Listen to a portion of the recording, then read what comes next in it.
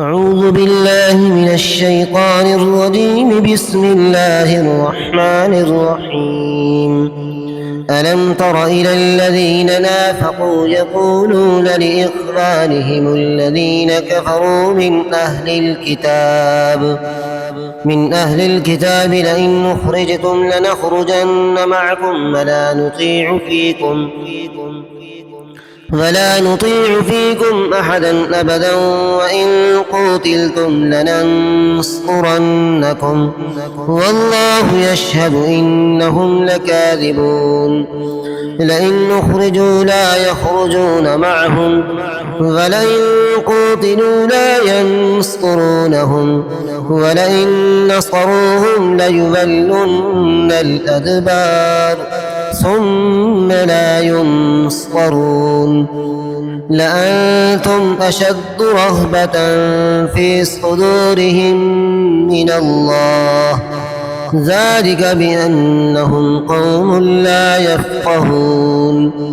لا يقاتلونكم جميعا إلا في قرى محصنة أو من وراء جدر بأسهم بينهم شديد تحسبهم جميعا وقلوبهم شتى ذلك بأنهم قوم لا يعقلون.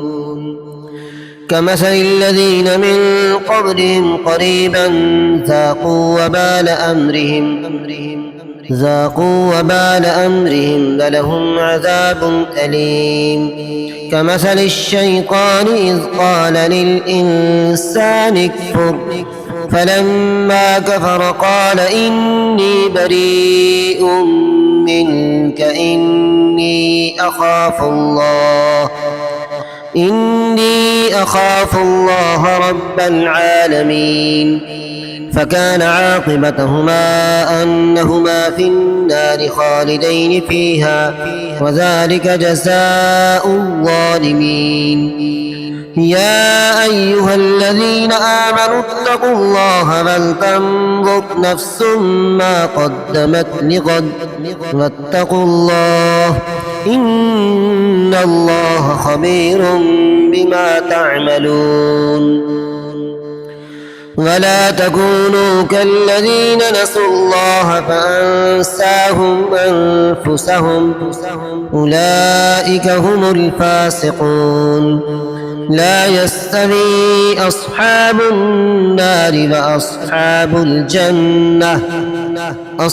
الجنة هم الفائزون. لو أنزلنا هذا القرآن على جبل لرأيته خاشعا متصدعا من خشية الله. وتلك الأمثال نضربها للناس لعلهم يتفكرون.